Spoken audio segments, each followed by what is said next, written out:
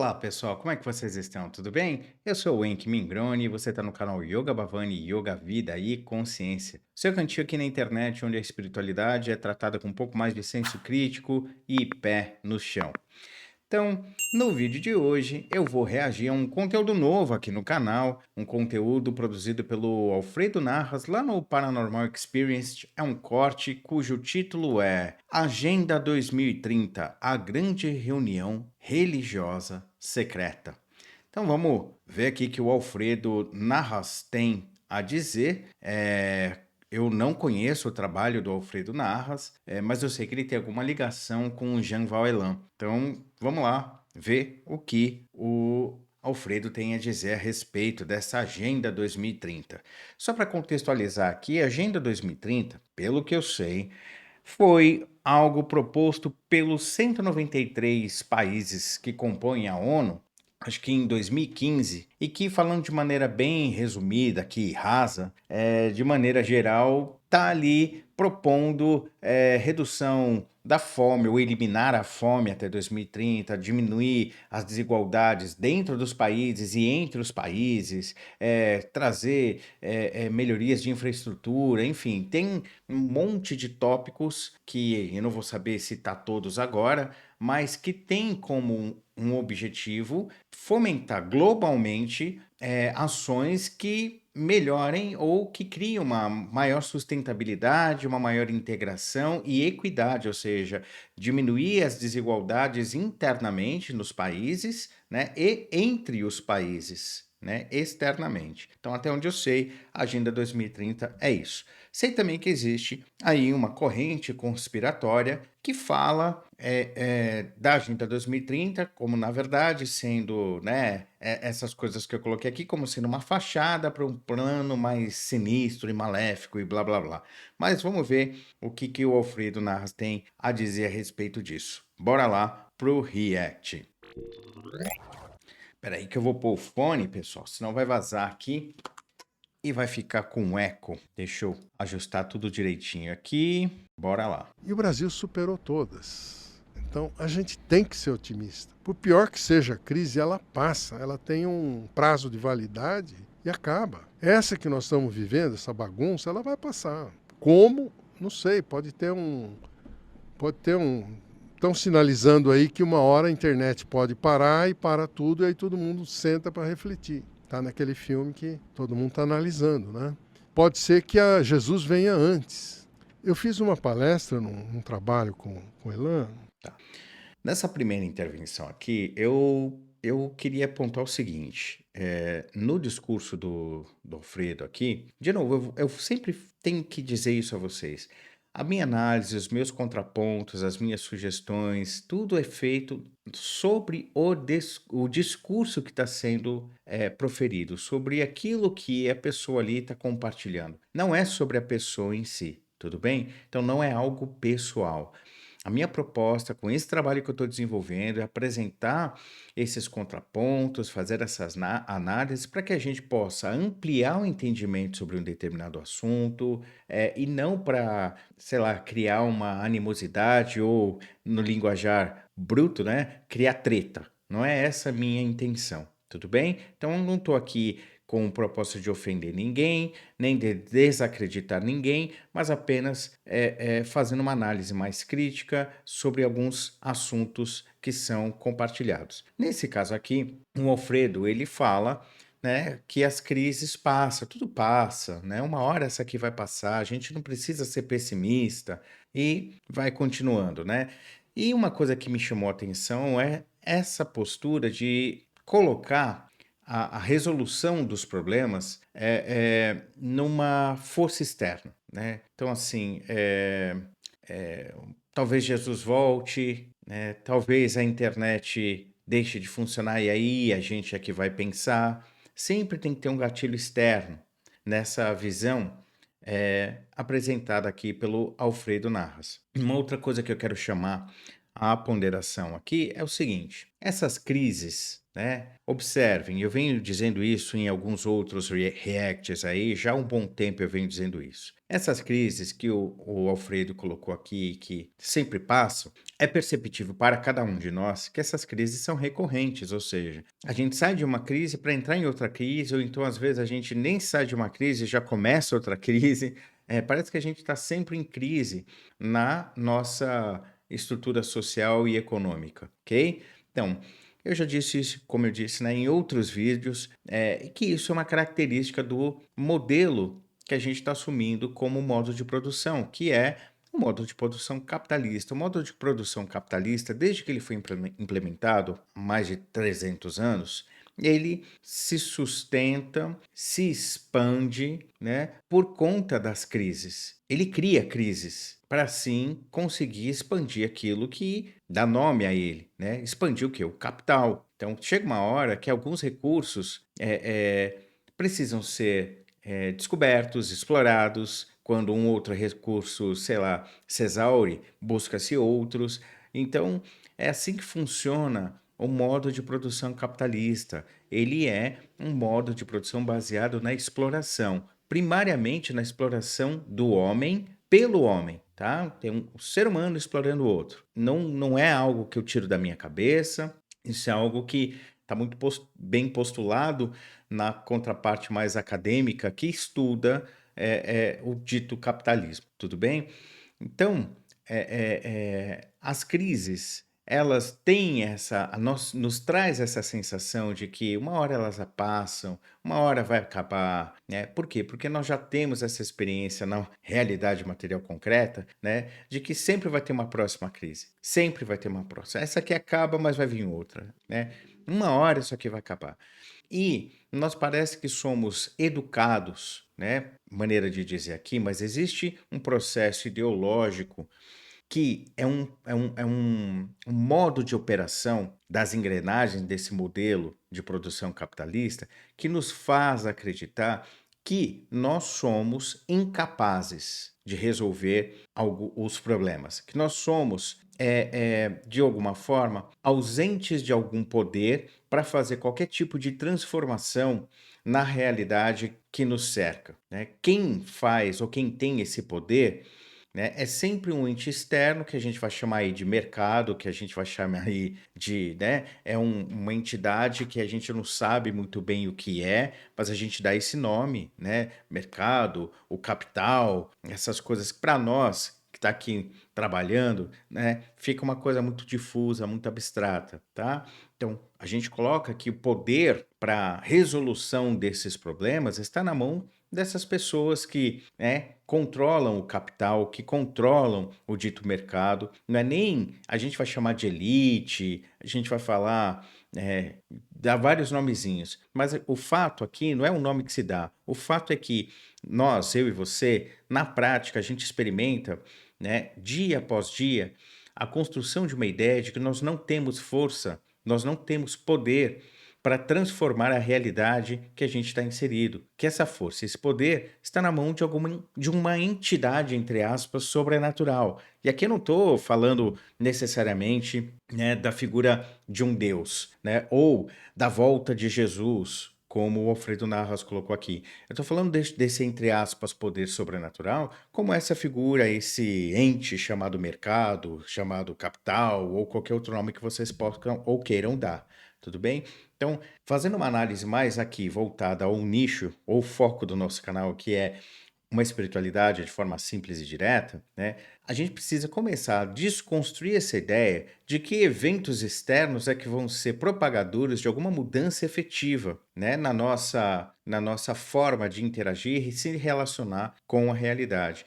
Nós precisamos, de uma maneira muito concreta, parar de utilizar a fantasia ou essas abstrações para ler a realidade, ou seja, para buscar entender a realidade e começar a observar a realidade com base na própria realidade. O que eu quero dizer com isso? Eu tenho que começar a observar as circunstâncias que me cercam no meu contexto prático do dia a dia. Eu tenho que observar como as relações que eu estou engendrando no meu contexto estão fundamentadas. Como é que elas se desenvolvem? Da onde elas partem? Para onde elas vão? Né? Por que que elas têm determinadas características? E, de novo, aqui eu não estou falando de um aspecto energético, qualquer outra coisa assim. Estou falando para a gente, assim, tentar mesmo entender quais são as estruturas que compõem as relações ou aquilo que a gente vem chamando aí de dia a dia, para que a gente entenda um pouquinho as dinâmicas que a gente constrói na forma de perceber a realidade, na forma de entender essa mesma realidade, né? E entender a si mesmo a partir dessas relações, desse diálogo que a gente vai construindo com o mundo que nos cerca, né?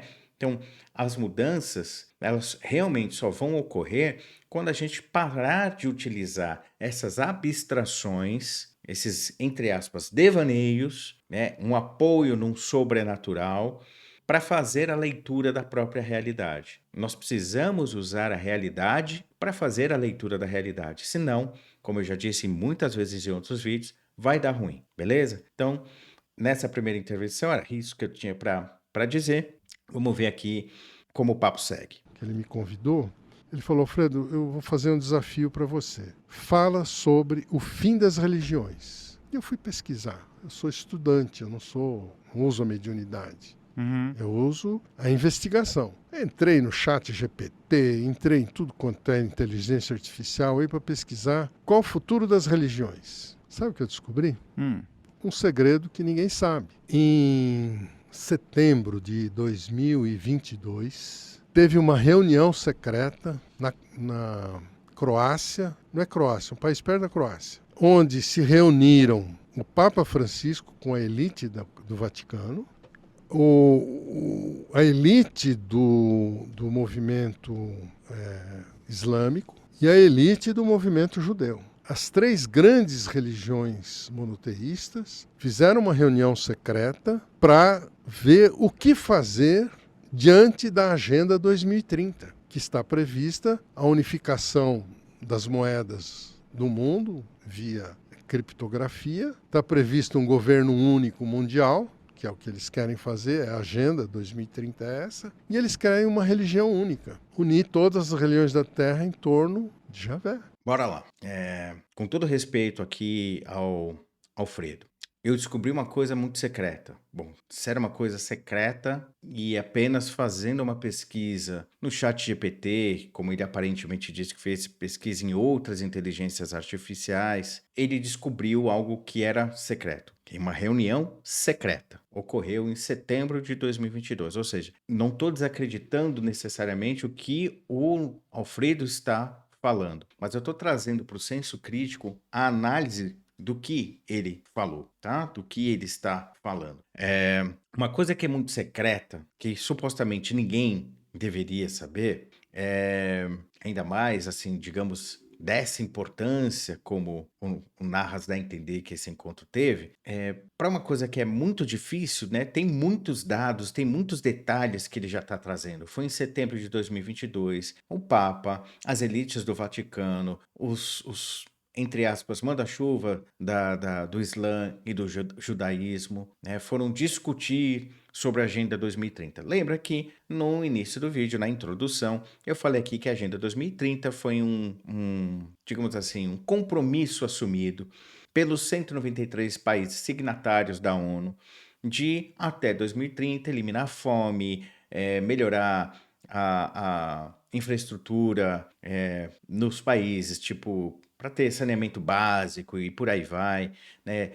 Como eu disse, fazer com que haja diminuição das desigualdades internas entre, né, de cada país e também as externas entre os países.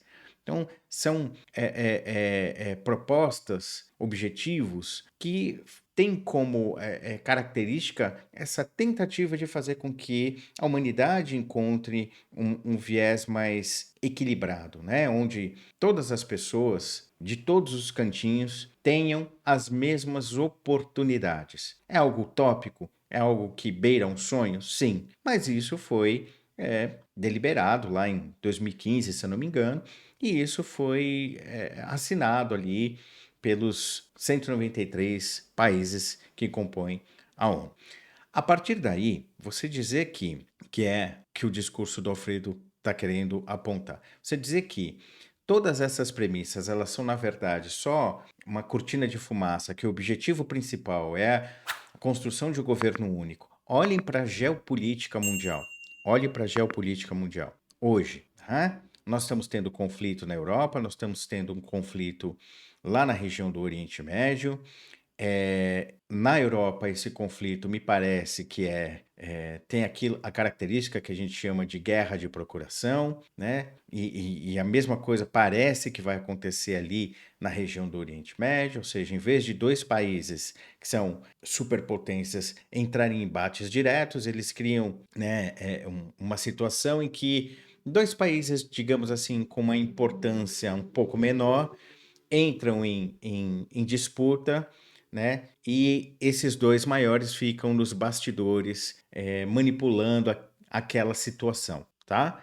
Então, me parece que é isso que está acontecendo tanto lá na região da Europa quanto lá no Oriente Médio, ok? Então, se a gente olhar a geopolítica hoje, não aponta nem de longe para a formação de um governo único. Não aponta para isso. Muito pelo contrário, né?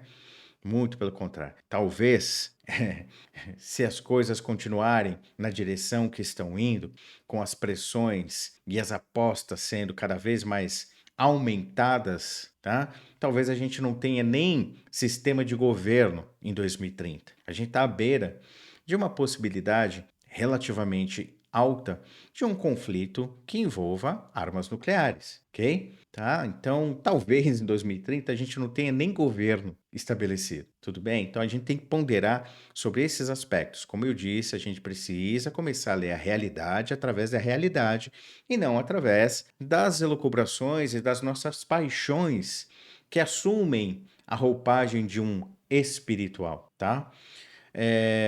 Então, essa história de governo único assim, é facilmente desconstruída observando a própria realidade concreta dos nossos dias hoje, tá?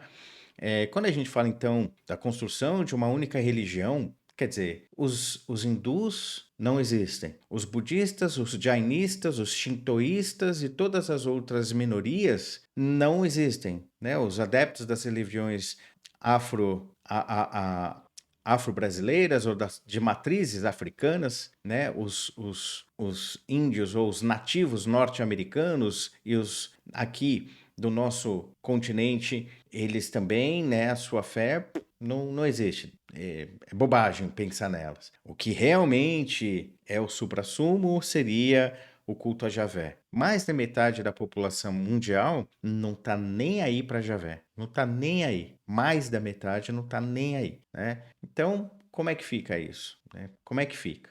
Então, pondere um pouquinho sobre o que está sendo dito sobre esse viés. Vamos olhar a realidade através da realidade, não através dos nossos afetos que a gente reveste com uma roupagem dita espiritual, tá? Tá tudo bem eu fazer esse revestimento dos meus afetos com essa roupagem dita espiritual. Tá tudo bem, tá? Mas eu preciso ter clareza de que essa minha tendência de buscar num, entre aspas, imaginário, num não concreto, num metafísico, a explicação para a minha realidade, muitas vezes, na maioria esmagadora das vezes, se apresenta em erro e não em algo que a gente possa chamar aí de uma leitura coerente da realidade, tá? Mas bora lá, vamos escutar um pouco mais do Alfredo. Então, todas essas religiões monoteístas giram em torno de Javé. O catolicismo, o islamismo e o movimento judeu, né, dos judeus. Todos eles seguem Alá,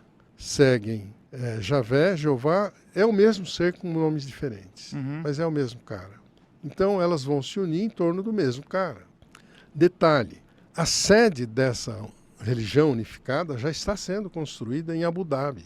Reservaram lá uma praça, quase que uma cidade gigantesca, onde estão erguendo 3 templos, um católico, um judeu e outro islâmico, para sediar a elite dessas religiões, e uma cúpula no meio onde se configurarão as reuniões para consolidar o que será o novo mandamento dessa religião. Qual é o problema? O que faz com Jesus nesse processo? Jesus é um herético nesse processo. E aí você percebe um movimento mundial de tirar Jesus da memória do povo. Jesus está sendo, né? Não há, na realidade concreta, não há respaldo para essa afirmação do Alfredo, tá? O que mais nós vemos hoje, tá, é exatamente o oposto. É o uso do nome e da imagem de Jesus, tá, para fomentar discursos políticos e ideológicos. Isso tem ocorrido aqui no nosso país, tem ocorrido, por exemplo, nos Estados Unidos, né, numa ligação muito visceral com aquilo que nós chamamos de extrema-direita, ok? Então, quando a gente fala aí de observar a realidade material concreta, né, basta a gente ponderar que existem mais igrejas ou templos cristãos, tá, no Brasil do que hospitais e escolas. Então, não há um apagamento da memória de Jesus. Muito pelo contrário, isso aumentou e, concomitantemente, também aumentou o uso da imagem do nome de Jesus para manipulação política e socioeconômica de uma parcela da nossa população, tá? Então, a realidade material concreta desconstrói a narrativa do Alfredo. Tudo bem? Escorraçado das religiões. Pode ver que Jesus está sendo o próprio Elan que fala, né? Jesus foi covarde, ele não soube fazer o que ele tinha que fazer. E outros dizem que Jesus é um... Você não vê o movimento de esquerda que fizeram com Jesus no carnaval, aquela coisa? Estão estragando com o cristianismo, porque Jesus... Pegaram o que eu quis dizer? Os movimentos de esquerda. Cadê a prova que era um movimento de esquerda? Por que se atrela a isso? Será que não existe na forma do Alfredo se colocar também, tá, uma propagação de uma ideologia por trás do discurso dele? E o que eu quero dizer com isso? Né? O que eu quero apontar com isso? Eu, você, seja quem for, tudo que a gente propaga está, de alguma maneira, respingado, entre aspas, manchados por algum princípio ideológico. Nem eu, nem vocês, nem o Alfredo está livre dessas pressões ideológicas. Por quê? Porque são essas pressões ideológicas que vão direcionando, moldando a forma como eu e vocês percebemos a nossa realidade. Se desvencilhar de processos ideológicos é uma forma de emancipação. Só que como a gente não está nem ciente de que nós estamos, de alguma maneira, vertendo um olhar poluído por alguma lente ideológica, como é que a gente vai criar um senso crítico a respeito disso, né? Então, uma coisa que eu sempre falei é a maneira como a gente está observando a nossa realidade, sem que a gente perceba, desde que a gente nasceu, de alguma forma, é determinada ou é induzida ou é, digamos assim, moldada pela ideologia da classe dominante no momento. Então, aquilo que era a classe dominante no momento da nossa infância propagava uma forma de observação da realidade que fazia com que a gente buscasse se comportar de uma maneira que a gente normalizasse determinados tipos de relações, né? Depois, as coisas vão se transformando e esses processos também vão, digamos assim, se adequando, né? A cultura vai sendo modificada porque as necessidades que essas estruturas têm para se sustentar como elementos de poder também mudam. Então, mudando as necessidades para a sustentação dessas estruturas de poder, muda-se a forma como a ideologia vai atuar perante eu e perante vocês. Tudo bem? Então, eu não quero me adentrar muito nisso, mas isso é só uma maneira de vocês entenderem, né, que quando o Alfredo fala que você não viu o que a esquerda fez apresentando Jesus no carnaval? Isso é um indicativo de um discurso ideológico, tá? Consequentemente, tem um viés político aí também, tudo bem? Não estou dizendo que está certo ou que está errado, só estou apontando para esse aspecto. ok? De espiritual aqui não há nada, tá? Na forma como o Alfredo colocou, né, o discurso dele, por hora não tem nada de espiritual, tá? É só um conjunto de opiniões, de sensações que ele teve e que ele está compartilhando. E tá tudo bem, pessoal. Então, o meu papel aqui não é outro, como eu disse, senão apresentar esses contrapontos, trazer algumas coisas para a gente ponderar, para que, desculpe, o nosso senso crítico passe a funcionar. E eu peço, inclusive, que vocês usem esse senso crítico comigo, com tudo aquilo que eu estou compartilhando. Tudo bem? Então, bora lá. Jesus não pode fazer parte dessa religião de Javé nova que vem aí. Então tem que. Ah, mas e a volta de Jesus? A volta de Jesus está prevista, mas ele vem, ou ele vem antes de 2030 para impedir essa agenda, ou ele vem depois de 2030. Se ele vem antes, ele consegue sustar o processo. Mas se ele vier depois de 2030, ele vai vir como filho pródigo, percebe? Aí ele vem para pedir desculpa pelo engano dele, pela merda que ele fez quando era Jesus e tudo mais. Percebe a jogada aí que tá. Tá, vamos lá. Vamos contextualizar. Segundo Jean Valjean, Jesus foi um cara, digamos assim, que foi mandado para cá com o intuito de estabelecer uma nova religião que reforçasse o poder e soberania do dito Javé sobre a humanidade. Mas, ainda segundo Jean Valjean, Jesus falou: não, eu me nego a fazer isso, e meio que foi um rebelde, e não fez aquilo que era impor Javé por meio de uma postura mais violenta, ok? Isso segundo a leitura do Jean Valjean, desses fatos todos, tá? Fontes ele não dá, ele fala que isso é fruto daquilo que lhe foi dito e que ele percebeu espiritualmente. Essas são as fontes, tudo bem? Eu não digo que não são válidas. São válidas para ele. Por quê? Porque a experiência dele, então é verdade para ele. Para nós, ou para quem é aluno dele, isso é um objeto de crença. Eu tenho que acreditar no que ele está compartilhando, tá? Então, seja o próprio Janval, seja eu, seja quem quer que for, seja o, sei lá, Chico Xavier, um grande mestre indiano, quando a gente compartilha alguma experiência espiritual, alguma coisa relativa a alguma estruturação espiritual, é importante que a gente deixe claro que isso é a nossa experiência, é verdade para nós, não necessariamente para os outros. Os outros têm que entrar num processo de acreditar, é um processo de crença, né? Ou um processo em que a gente convida as pessoas a buscarem a construir a sua própria experiência com aquilo que está sendo transmitido como uma possibilidade. Então eu, particularmente, quando eu falo de alguma experiência minha, de alguma sacada minha, eu coloco ou apresento isso como uma possibilidade, não como uma verdade. E apresento, né, isso como uma espécie de convite para que cada um construa a sua própria experiência. Tudo bem? Então, é importante a gente criar esse discernimento aqui nesse discurso, tá? Para não assumir como verdade absoluta ou como algo, como uma certeza, o que está sendo compartilhado tanto pelo Alfredo ou, no caso, né, sobre aquilo que o Jean Val tem compartilhado das experiências dele. Tá? Então, bora lá, vamos continuar. O que está em jogo? Só para finalizar, essa história de Jesus voltar antes ou voltar depois não tem uma coerência lógica, tá bom? Assim, na afirmação do Alfredo, tá? Mas é uma forma de ele apresentar uma narrativa para fazer valer o ponto dele. E tá tudo bem. Eu só quero que a gente pondere aqui sobre as estruturas e essas coerências que estão sendo apresentadas aqui para gente. Bora lá. A singularidade de Jesus está em jogo. Mas e qual que era o entendimento ou o que você aprendeu com relação a isso de Chico Xavier, do entendimento dele com Que relação Deus a é essa visão? espírito. Ah, O espírito cria a alma, o ego. uhum. O ego cria o corpo físico. Mas o Chico chegou a falar de Javé? Não.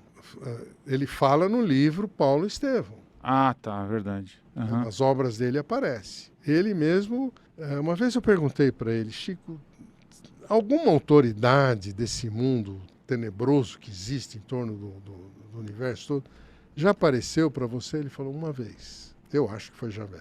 Hum. O Chico diz que quando esse ser apareceu para ele, ele se ajoelhou.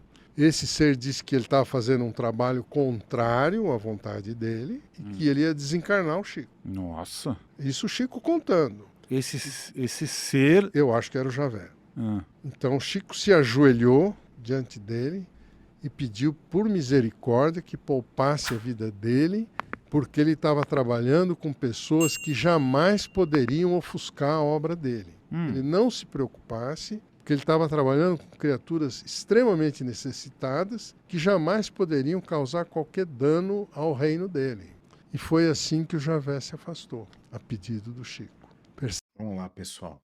Analisem o discurso, não a pessoa. O discurso. Eu acho que era Javé. Quer dizer, o próprio Chico não disse que era e ele acha que era. Chico, dentro da narrativa que o Alfredo traz, diz algo que, por exemplo, é mantido as devidas proporções, pessoal. Eu mesmo já falei com algumas pessoas que eu já encontrei nessas minhas andanças espirituais. Então, o Chico disse o seguinte, ó, fica de boa, fica tranquilo, que eu tô fazendo o meu aqui, o meu não tem nada a ver, aquilo que eu tô trabalhando não tem nada a ver com aquilo que você tá aí ligado. Não vai mexer com os seus negócios, tá? Então você fica aí fazendo o seu, eu faço o meu aqui, beleza? Essencialmente foi isso que o Chico disse, né? Para quem tem uma experiência espiritual um pouco mais lúcida no que se refere às ditas assistências espirituais no plano astral, nas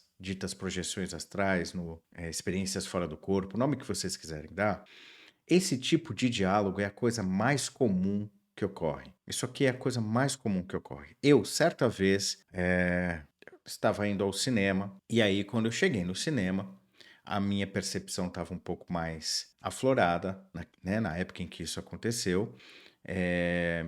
E aí eu percebi um conjunto de, vamos colocar assim, de consciências, de espíritos no cinema, no ambiente do cinema, tentando de alguma forma criar ali um ambiente emocional que os favorecesse para drenar determinados tipos de energia das pessoas que estavam indo no cinema, tá? Isso aí foi um contexto específico de um filme específico que estava muito em voga na época, se eu não me engano, era o Senhor dos Anéis, tá? Enfim, quando esses caras, vulgo espíritos, perceberam que eu tinha sacado, eles vieram todos pra cima de mim. E eu tive exatamente esse diálogo. Eu falei assim, ó, tô aqui de boa, eu não vim mexer com nada, eu só tô aqui pra, entre aspas, relaxar. E aí eu conversei com ele, ó, vocês não mexem com quem tá comigo, eu não vou mexer com o que vocês estão fazendo. Eu tô aqui de boa, não mexe com os meus e tá tudo certo, segue aí, né? É claro que só o fato da gente estar mais lúcido, aquilo que a gente propaga de maneira natural, digamos assim, aquilo que é realizado espiritualmente em nós, não tem como parar de ser, entre aspas, propagado, emanado. Então, a minha presença, e aqui não estou dizendo que eu sou melhor do que ninguém, não, mas a minha presença naturalmente, no sentido de aquilo que eu expresso como integridade espiritual reverberava naturalmente pelo contexto. Então, por mais que eu tenha dito, ó, eu não vou mexer com ninguém, fiquem de boa fazendo o seu,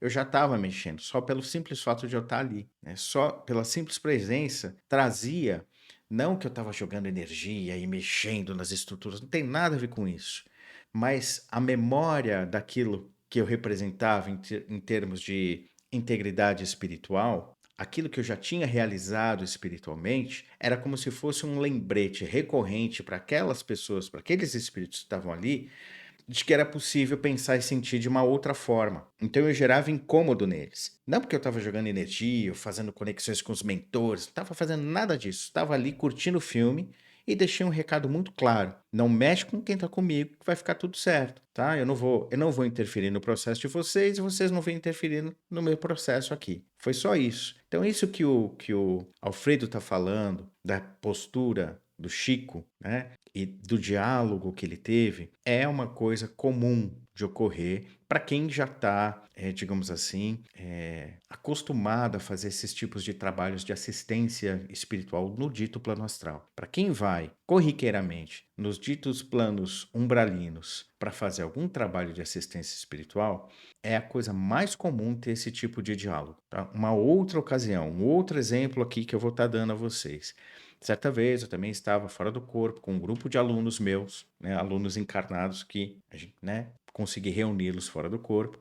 E aí eu fui com eles para uma região que a gente chamaria de contraparte extrafísica de uma favela lá no Rio Grande, no Rio de Janeiro. E eu fui com o intuito de mostrar a eles algumas situações que ocorrem do processo de desenlace, né, do desencarne, digamos assim, para desconstruir algumas ideias do que é o karma. Tá? Então, eu estava levando esses alunos para perceberem algumas relações que se estabeleceram disso que a gente chama de processo kármico, que destoa daquela ideia muito kardecista de você me ferrou na vida passada, eu vou te ferrar nessa e blá blá blá. Né? Não tem essa estrutura e eu estava lá para mostrar.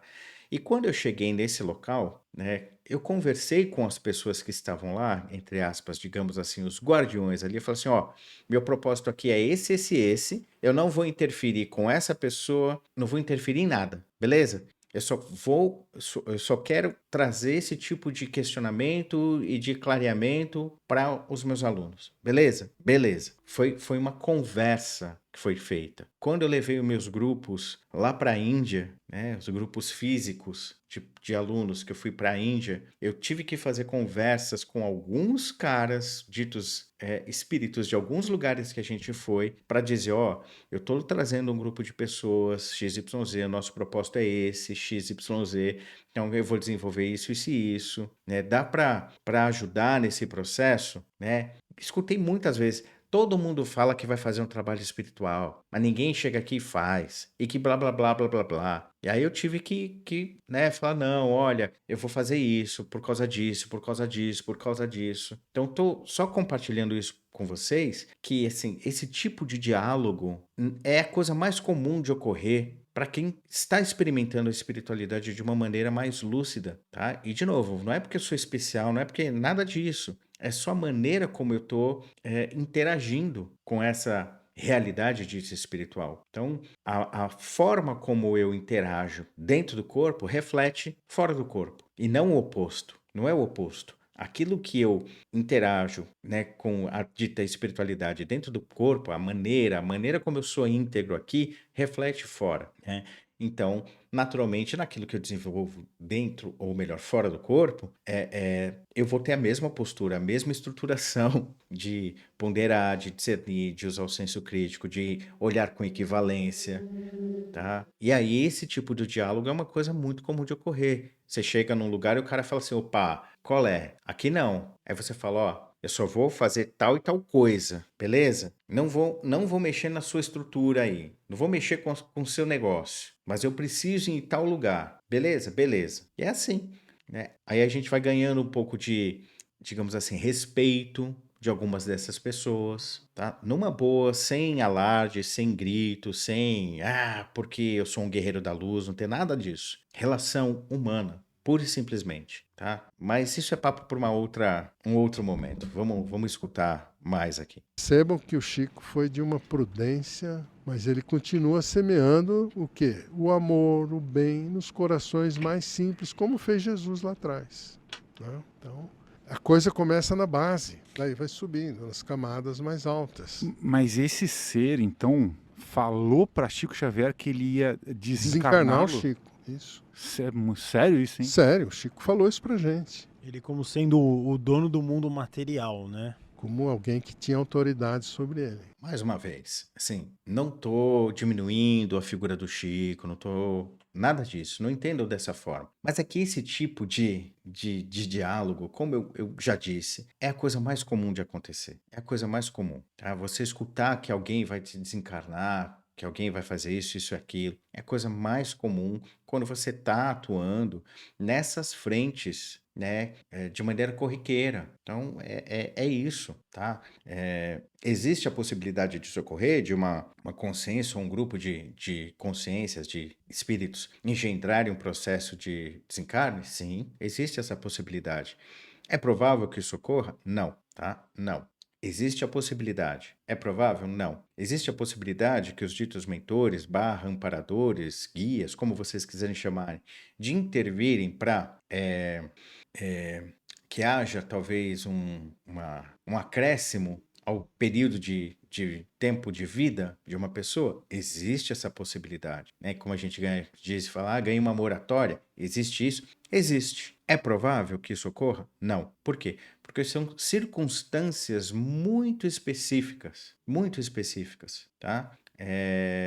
Eu já tive a oportunidade de experimentar, ou melhor, de ter esse tipo de experiência, de participar de uma experiência desse tipo, de atuar, né, ajudar a um grupo de ditos mentores a atuar para estender o tempo de vida de uma pessoa que está aqui encarnada, né, que é uma pessoa que tinha um potencial de desenvolver um trabalho espiritual interessante e que estava, por algum motivo lá próprio dele, começando a ratear, começando a escorregar, entrando em processos que ele já havia feito em outras encarnações que não foram muito legais e que começou a atrair um processo ali que estava deteriorando a própria estruturação da sua encarnação. Então, houve um momento em que, assim, olha, tá para desencarnar. E aí, uma outra pessoa que eu conheço, um amigo, né, que era um amigo em comum, ele chegou e falou: olha, conversando com os manos lá no dito plano astral, ele falou: ó, o que a gente pode fazer para ajudar? Porque essa pessoa tem um potencial do caramba, ele podia ajudar muito mais encarnado do que desencarnado. Então ele trocou um lero com essa turma. E a turma falou: ó, beleza, mas tá na sua conta, hein? Mais ou menos assim. Você se responsabiliza? E esse meu amigo falou: eu me responsabilizo. Por quê? Porque ele tem uma envergadura, entre aspas, espiritual, que permitia a ele enxergar todas as possibilidades. Aí ele falou: não, eu me responsabilizo por ele, né? Então, assim, ele estava dando a mão dele para num gesto de carinho, e não é que o cara, oh, ele é amoroso. Não, não, era um gesto de carinho mesmo, como alguém que gosta de outra pessoa, como você vê sei lá, um irmão seu e fala assim, mano, eu sei que ele tem um potencial, vamos, eu vou ajudar, sabe? E aí, eu ajudei nesse processo de ampliar a carga energética. Isso é o que eu Peraí. encontrei na internet sobre. E aí eu ajudei nesse processo de. Ó, a Siri entrando aqui no papo. Então, eu ajudei lá nos processos bioenergéticos e tal, para fazer com que essa carga extra pudesse ser colocada nessa outra pessoa, tá? Mas isso é um caso muito específico, que houve um converso, que houve sabe? Não é assim, tiozinho ali tá fazendo uma bobagem, vamos desencarnar ele. Ou o tiozinho ali tá fazendo uma coisa. Não. Se observa um monte de coisas, para se tomar alguma atitude nesse sentido. E da mesma maneira, como alguém chega e fala, eu vou te desencarnar, ninguém, como é que eu vou dizer isso?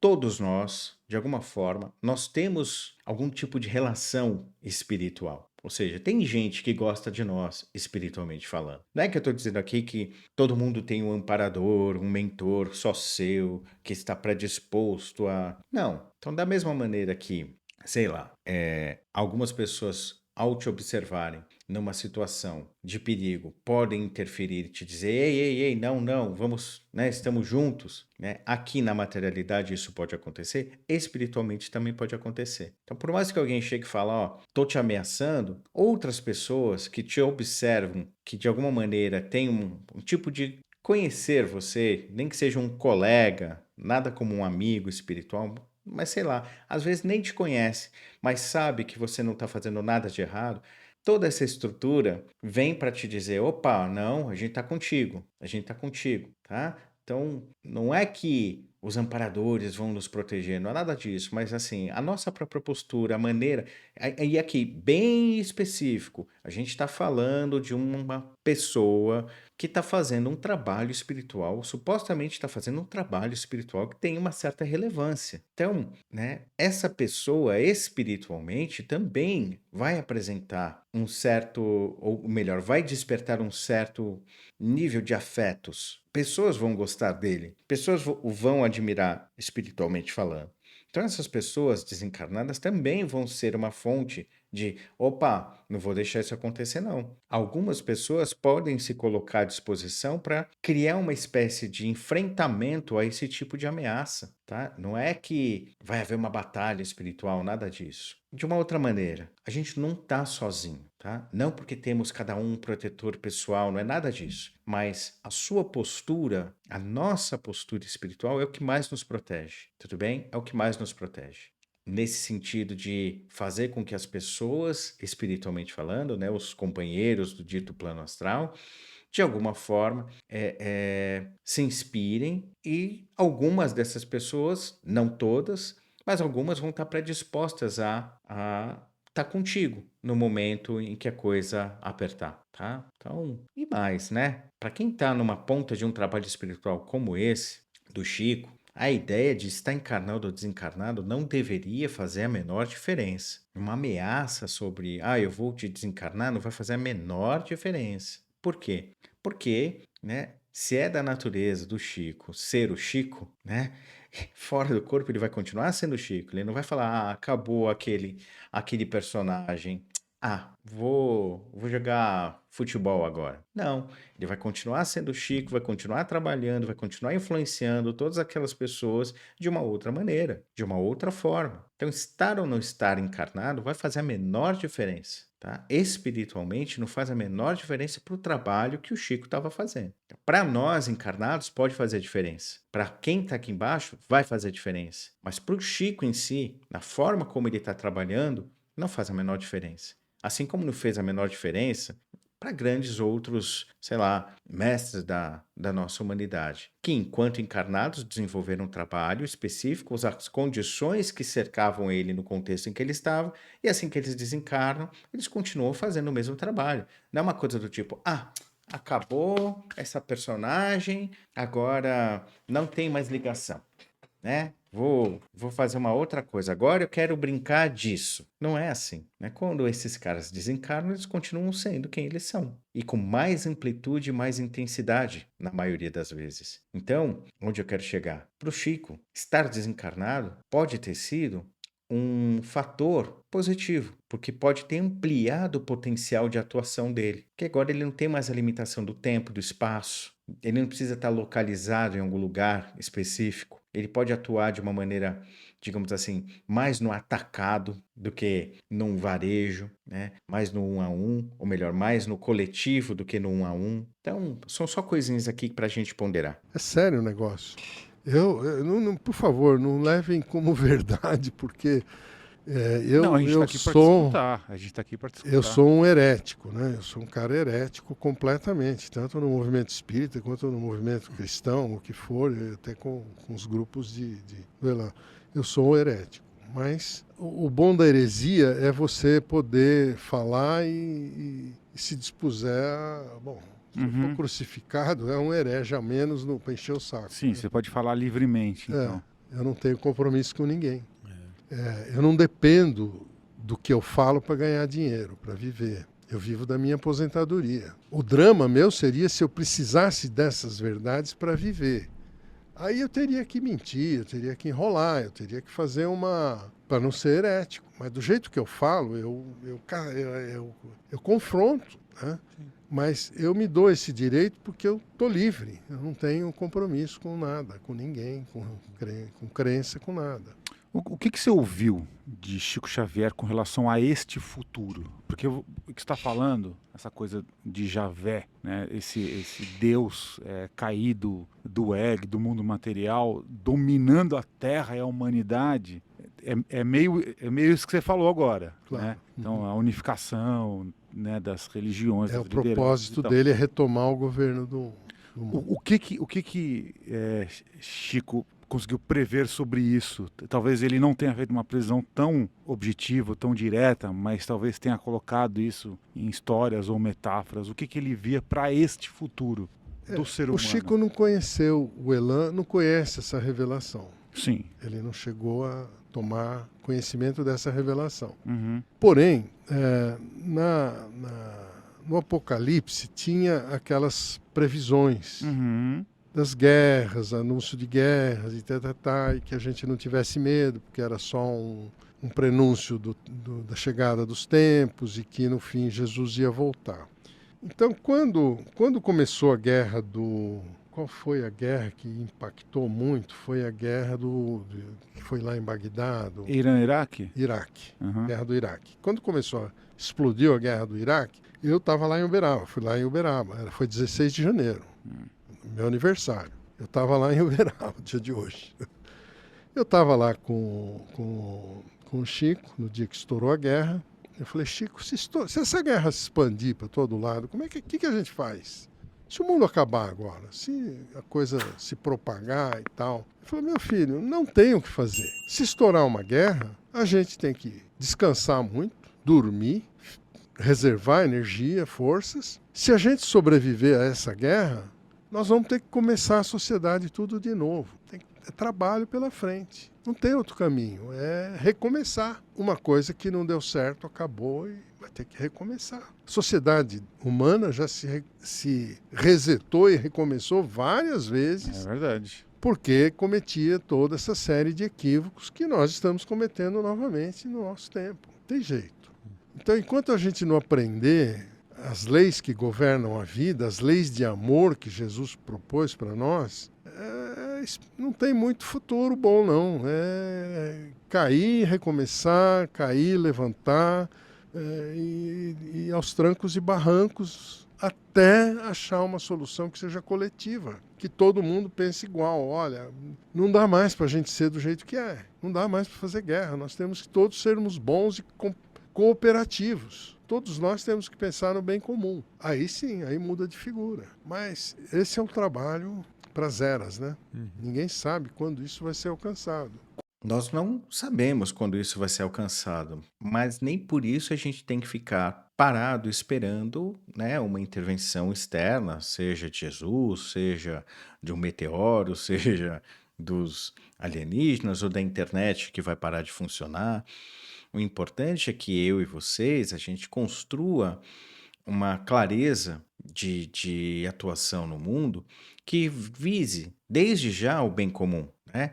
Ah, mas as estruturas sociais, econômicas, sim, elas são todas construídas para que a gente gradualmente se desumanize, para que gradualmente a gente aumente a sensação do egoísmo, o egoísmo se torne uma coisa natural, tá? Não uma coisa que gere algum estranhamento. É estranho é você não ser egoísta. Então, toda a nossa estrutura social, barra econômica, barra cultural, é feita para que a gente viva mais uma sensação de ruptura e de distanciamento, não só uns dos outros, mas também da realidade que nos cerca, esse processo que a gente chamaria de alienação, tá?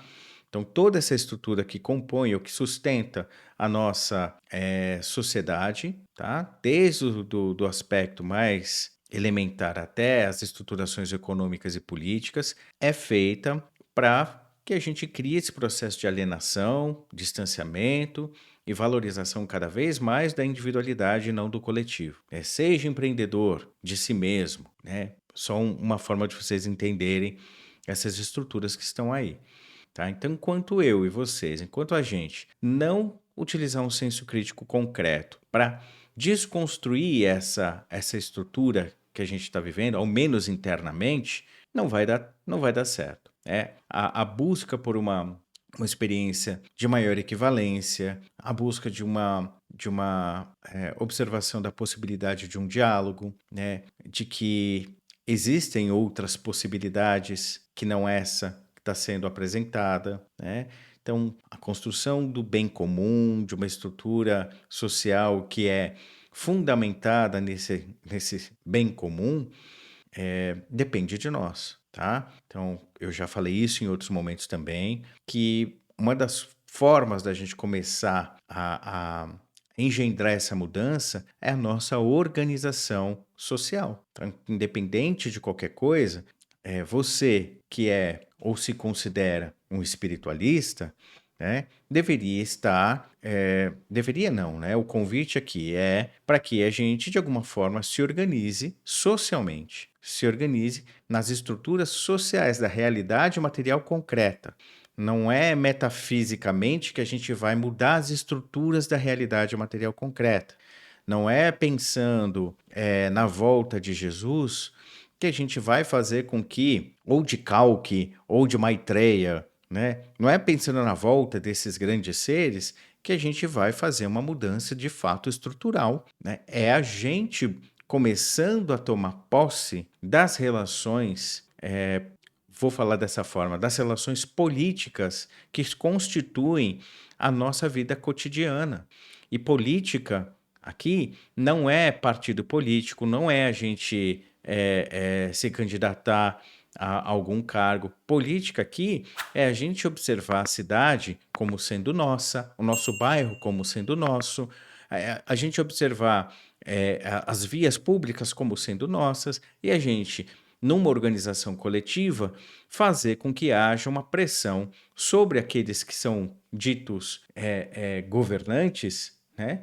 Que são escolhidos por quem? Por nós. Então a gente deveria fazer uma pressão para que essas pessoas observassem os problemas que estão sendo apontados e buscasse, junto com a própria sociedade organizada, uma resolução desses problemas. Porque também é, de uma certa forma, uma postura equivocada, né, da gente dizer que quem tem que resolver os problemas são os políticos. Não, nós temos que pressionar, nós temos que fazer valer, né, porque a gente ainda não entendeu que toda essa bagaça, tudo isso é nosso, né? As ruas, as vias, a água, a eletricidade, tudo isso pertence a quem? Às pessoas. Não pertence a uma empresa, não pertence a um governo, né? O governo só existe por conta das pessoas. Em suma, né, uma das formas da gente construir essa experiência mais harmônica, entre aspas,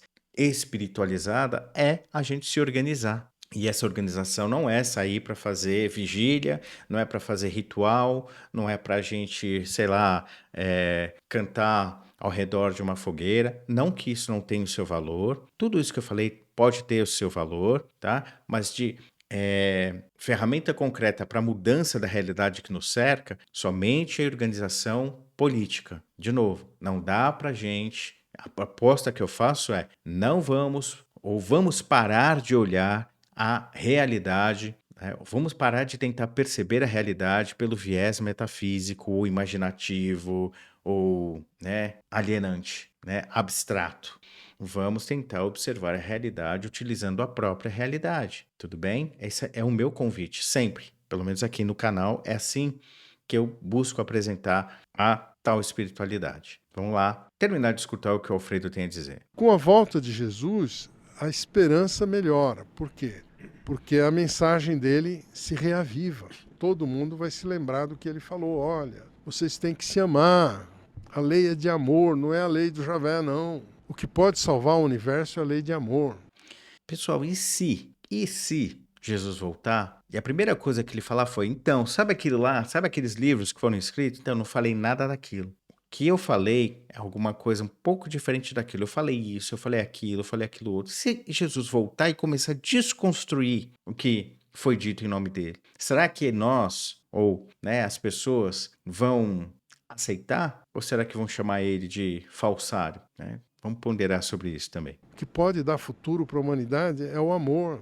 Então essa é a única coisa que a gente tem que buscar. Uma vez eu, conversando com o Chico, tinha muito fenômeno ufológico acontecendo, muita novidade, né? Se falava dos contatos, que ia começar os contatos com extraterrestre, eu estava nesse movimento todo. Que ano que foi isso? Isso década de 80 e 90.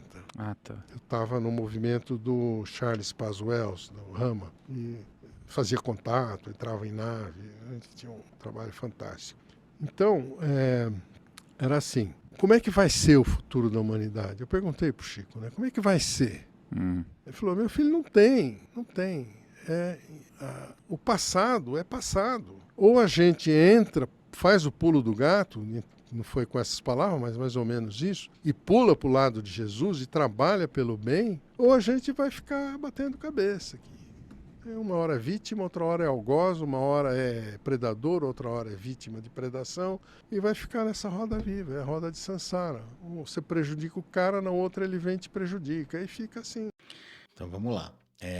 O pouco que eu conheci do que o Chico propõe, né, da sua forma de observar a espiritualidade, eu não sinto que ele falaria de uma maneira tão assim como foi dito aí de Jesus, né? Temos que ir para o lado de Jesus. Talvez ele tivesse dito, olha, precisamos ponderar, buscar o caminho do amor, todas essas coisas eu acredito que é muito possível, né?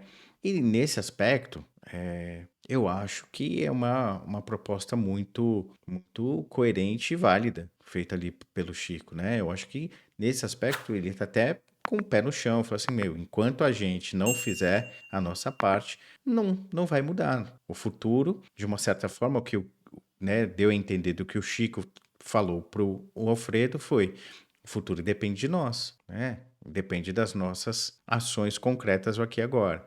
Só uma outra coisinha, que é um senso comum, tá? Samsara não é, desculpa, não é necessariamente a roda das reencarnações, mas a repetição de uma mesma essência. Normalmente, samsara é traduzido como essa roda das reencarnações. Tá tudo bem, mas não é a melhor tradução. A melhor tradução é a repetição de uma mesma essência, a repetição de um pulso. E no contexto da onde essa palavra emergiu, que é o contexto do yoga, da tradição espiritual lá da Índia antiga, tá? Samsara tá ligado não a um processo de você me ferrou, eu vou te ferrar na próxima. Não é isso. Mas é um processo da gente reviver uma determinada experiência emocional N vezes de maneira repetida, sem perceber que isso está acontecendo. Samsara vem de sama, a mesma, o mesmo. Sara, essência, a mesma essência. Então a gente repete a mesma essência o quê? Emocional. O mesmo pulso de carência, com roupagens diferentes. Muitas vezes com roupagens diferentes, mas o núcleo emocional das experiências acaba sendo o mesmo. Então isso não necessariamente representa um processo reencarnatório, tá? Porque eu e vocês a gente pode inferir na nossa própria encarnação atual quantas vezes a gente passou por uma determinada experiência emocional com roupagens diferentes, né? De uma maneira bem tola e rasa aqui, vocês já podem ter dito, eu tenho dedo podre para escolher relacionamento. De novo, eu caí no mesmo padrão, né? Só de maneira rasa para explicar aqui o que seria de fato o samsara. Não é a roda da reencarnação em si, já pode ser colocada como isso, pode, mas não no sentido de você me prejudicou, agora eu vou te prejudicar. É no sentido de a gente estar repetindo modelos e padrões emocionais, formas de se expressar e se relacionar com o mundo e com os outros, tá? E também conosco, tudo bem? Então bora lá pro finalzinho da fala do Alfredo. Então esse não é o caminho. O caminho é a gente encarar o outro como irmão, temos que nos amar, nos entendermos, construirmos uma outra coisa boa e a humanidade toda crescer junta, todo mundo. Muitos empresários, muitas empresas, muitas lideranças, muitos governos já entendem essa tônica. Não, infelizmente não. Não é competir, é cooperar. É o único jeito. Não é competir, é cooperar. Quando a gente fala de empresas, patrões, aqui no nosso modelo capitalista de produção, tá? Não cabe o cooperar, tá? O cooperar não está não tá presente. Cooperar, ele está muito presente como uma forma de relação com o dito trabalho nas vertentes que hoje a gente chamaria de socialista barra comunista. No capitalismo, não. As cooperativas, quando existem, elas são uma forma da própria organização da classe trabalhadora gerenciar, né, o negócio, ou seja, os meios de produção seriam da classe trabalhadora, seria da cooperativa. Não teria um dono, né, daquele meio, assim, não é tipo eu sou o dono da fábrica e a fábrica vai ser gerenciada pela cooperativa, né? Pode até existir alguma coisa parecida com isso, mas de maneira geral, né, quando a gente fala de um processo cooperativo, são os trabalhadores que gerenciam e que coordenam o desenvolvimento das políticas de produção, das políticas de distribuição das rendas, dos salários e de tudo que envolve o processo de estruturação da dita empresa ou cooperativa em si, tá?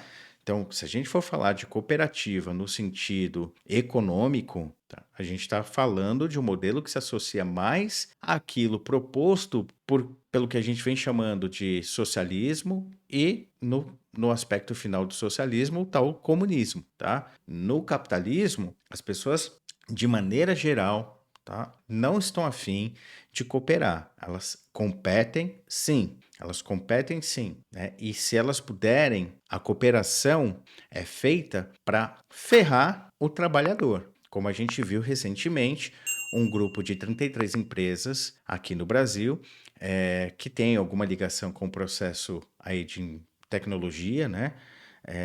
Se unindo para manipular a oferta dos salários, tá? Então, quando há cooperação entre os donos das empresas, não é um papo de militante aqui não. Observem, quando há cooperação é para ferrar o trabalhador, de alguma maneira. É para que elas consigam, de alguma maneira, se organizar. Percebam, as empresas se organizam muitas vezes para extrair de forma mais eficiente o valor que o trabalhador produz, tá? E aí, quando o trabalhador, de alguma maneira, busca criar um processo de se organizar, eles são atacados, né? Então, sindicatos são desestimulados, eles são, de alguma forma, precarizados, há a infiltração de elementos de corrupção, de elementos que vão fomentar mais a desorganização dos próprios trabalhadores do que a união deles. Então, o que a gente observa na prática não é isso que o Alfredo colocou, tá? De que no mundo os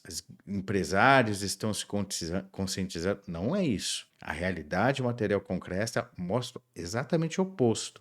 Cada vez mais a precarização do trabalhador, né? Então, né, como a gente chamaria aí, que o pessoal chama, né? Uberização, né? Todo mundo é empresário de si mesmo, acabou com um monte de direito trabalhista, você só não está tendo sucesso porque você não se esforça bastante, você tem que pensar como um milionário e blá blá blá, né? E por aí vai. Né? É uma experiência oposta a isso que o Alfredo está colocando. Eu entendo que talvez a visão do Alfredo seja uma visão de verdade, querer, né, que a gente atinja esse estado aí mais harmonioso, amoroso. Agora, uma coisa também que é importante salientar aqui, deixa eu mudar a tela aqui. É importante a gente salientar o seguinte, tá? O amor, pessoal, não significa submissão ou omissão. Quando a gente fala de espiritualmente, como o Alfredo colocou, vamos vibrar no amor ou qualquer outra coisa nesse sentido, isso não significa que a gente tenha que ficar omisso, né? Ou combativo. Amar não tem a ver com apatia, né? O amor, muito pelo contrário, nos engendra potência, nos faz irradiar, nos faz ter uma certa gana ou brilho nos olhos. O amor, né? Ele nos preenche daquilo que nós chamamos de vida. Então, o amor, espiritualmente falando, né? Ele nos impele a um movimento de ação contundente e não a uma sensação de vai dar tudo certo, é só a gente amar. Não, né? Pegue, né, como o Alfredo gosta mesmo de colocar, pegue a postura de Jesus. Ele não foi nada omisso, nada passivo, ele foi muito ativo e atuante na realidade em que ele estava inserido. Usando as ferramentas que ele tinha à disposição, dentro do contexto que ele estava, ele atuou socialmente, atuou também politicamente, de forma direta ou indireta, mas ele atuou. Tanto que alguns historiadores dizem que talvez ele tenha sido condenado mais por uma questão política do que por uma questão religiosa. São vertentes aí de estudo. Se você pegar, por exemplo, a figura do Krishna, também um cara extremamente amoroso. Tanto que um dos apelidos que se dão a ele é o ladrão de corações, né?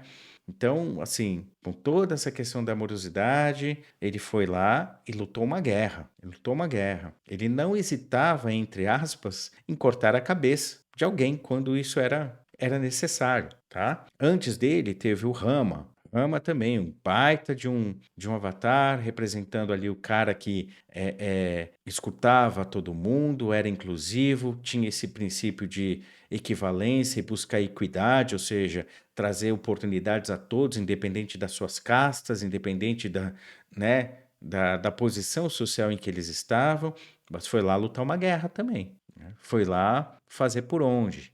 Mesma coisa com o Buda. Compaixão, compaixão, mas ele não ficou parado lá no palácio do pai, no luxo todo. Ele foi impelido por uma ação. A compaixão que ele sentiu fez ele tomar uma atitude. Ele foi combativo. Primeiro aos sacerdotes que estavam exigindo do pai, né, como um rei, né, o pai dele era um rei, exigiam lá todo, sei lá, não vou dizer todo mês, mas de tempo em tempo exigia ali uma quantidade de não só dinheiro, mas de recurso, né, alimento, semente, gado, leite, né, para poder fazer os rituais, porque se não fizesse os rituais não ia ter colheita, não ia ter fartura, blá blá blá, e aí sim a população ia ficar com fome.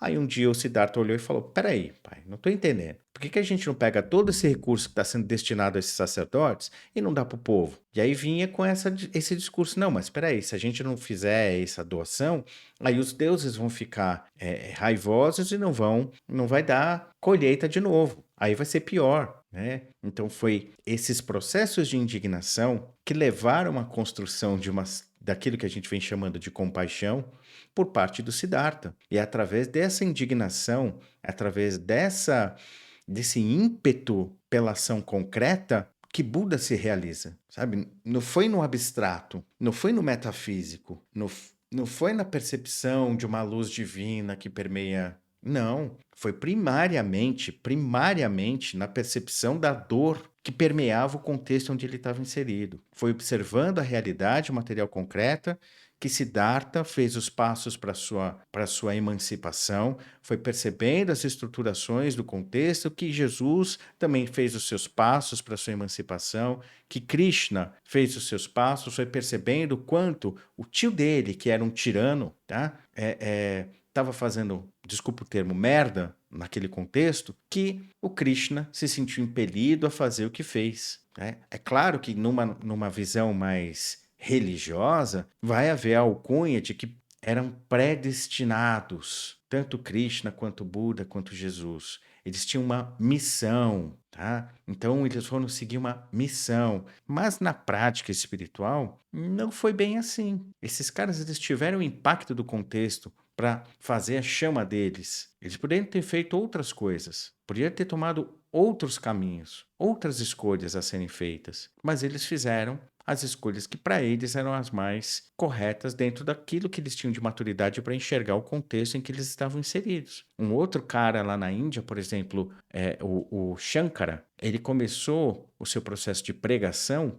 O Shankara foi um dos maiores reformadores da espiritualidade lá na Índia, isso por volta do século, se eu não me engano, século 8 depois de Cristo, de 5 a 8 depois de Cristo, não tenho certeza agora.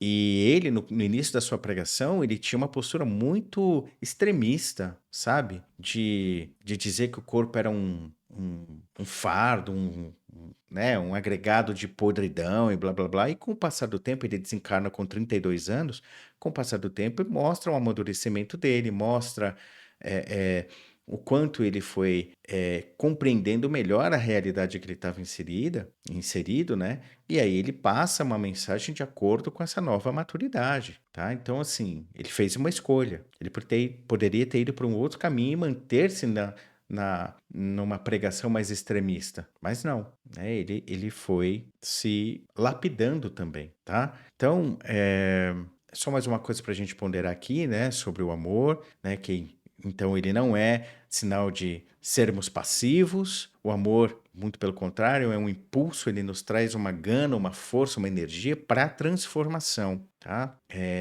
Ele acolhe, ele abraça a tudo e a todos, mas não no sentido puramente de estou amando, então eu amo a humanidade, eu amo os bichinhos. Não, esse amor pela humanidade, ele não vem simplesmente porque eu amo a humanidade, não, ele vem pela percepção de equivalência entre nós e todos que nos cercam. E a percepção dessa equivalência passa, invariavelmente, pela percepção das contradições que cada um de nós estamos experimentando. Então, falar de um amor, vibrar no amor, como forma de reestruturar a nossa experiência, é invariavelmente olhar para as desigualdades que nos cercam e falar: isso não está legal, precisamos fazer algo a respeito disso. E não vai ser sentado jogando luzinha que as desigualdades sociais vão desaparecer. Nós vamos ter que atuar na realidade material concreta. Nós vamos ter que atuar. Como disse Gandhi, nós temos que ser a mudança que a gente espera do mundo. A gente tem que primeiro realizar em nós mesmos, não é? Se eu quero um mundo mais pacífico, eu tenho que ser mais pacífico, mas não porque eu não vou responder às agressões e vou ficar, de uma certa forma, amoroso. Não. A paz é um processo que deve ser construída. Não há paz interna com uma criança passando fome, com uma mulher sendo assassinada. Vocês entendem? Ponderem sobre só o seguinte a respeito dessa questão que eu coloquei agora. Eu e você, homem, ponderem. Os nossos corpos transitam livremente pelos espaços sociais. Livremente. A gente não se preocupa se a gente está nesse ou naquele espaço da cidade. A gente não tem essa preocupação. Mas a mulher, desde sempre, no nosso contexto aqui, tá? Desde sempre, maneira de dizer, lhe foi dito que ela era permitida estar em determinado espaço público ou não, de que ela, em determinados espaços públicos, quando ela era permitida estar nesses espaços, ela deveria se comportar desta maneira. Já pararam para ponderar sobre isso? Homens, vocês podem, eu e vocês, a gente pode transitar nos espaços públicos do jeito que a gente quiser. As mulheres não. E quando as mulheres, entre aspas aqui, tá? Estou sendo, entre aspas, sacana. Quando elas ousam transitar nesses espaços com a mesma liberdade que um homem, toda a estrutura social condena a mulher. Porque, querendo ou não, ainda nós, por mais que a gente apregoe aí liberdade, século XXI, ainda o corpo feminino, a mulher, tá, é cerceada, ela não tem liberdade para ocupar os espaços públicos como os homens ocupam. Tá? Ah, mas as mulheres podem ir em qualquer lugar. Elas podem, mas o homem não recebe os mesmos julgamentos que essas mulheres se elas forem em determinados locais. E como eu disse, se elas forem em determinados locais, ainda assim elas vão ter, mesmo que de maneira velada, uma estruturação, um código que elas devem seguir para poder estar naqueles lugares. Código esse que os homens não precisam. Um homem pode andar num parque, como eu disse aí, né, dos espaços. O homem anda livremente num parque sem camisa. E isso não é visto com estranheza. Isso não é visto como um ataque ao pudor. Mas se uma mulher ousar andar sem camisa num parque, ponderem sobre isso. Tá? Então, o corpo da mulher não tem o mesmo valor que um corpo do homem. Ou talvez a mesma importância que um corpo masculino. Tudo bem? Tá? Então, vamos ponderar sobre isso também quando a gente fala aí de o amor, o amor, o amor. Tá? Que isso, por enquanto, é só uma palavrinha. Na experiência concreta desse dito amor, tem muito mais coisas do que simplesmente sentar e ficar com cara de sorriso, Colgate, tá? Amor é outra coisa, beleza? Agradeço demais a vocês que ficaram comigo aqui neste vídeo. Se você chegou aqui até esse final, digita aí, sei lá, batata frita, como eu falei aí em algum vídeo. Digita aí para eu saber que você assistiu até o final. Se você gosta do meu trabalho, se você quer contribuir, deixe o seu like, compartilhe esse vídeo, comenta. O seu engajamento é muito importante para o canal crescer, tá? Porque assim o YouTube vai recomendando os vídeos. Quem sabe a gente fure essa bolha e aí o vídeo atinge mais pessoas. Se você quiser ajudar de uma maneira mais direta o meu trabalho, você pode ajudar financeiramente com o código Pix, né, com a chave Pix, que está aqui na descrição, né, Pix do Enk, @gmail.com, ou você pode se tornar membro do canal, ou adquirir o meu curso de meditação. Tudo isso está aí no link da descrição, na descrição desse vídeo tem os links para você se tornar membro, para você adquirir o curso de meditação, para você me patrocinar mensalmente através do Apoia-se. Lá você faz uma doação recorrente que vai me ajudar a ter mais tempo para produzir esses conteúdos, para me dedicar mais exclusivamente à produção desses conteúdos para vocês, tá joia? Mais uma vez, obrigado e a gente se vê no próximo vídeo.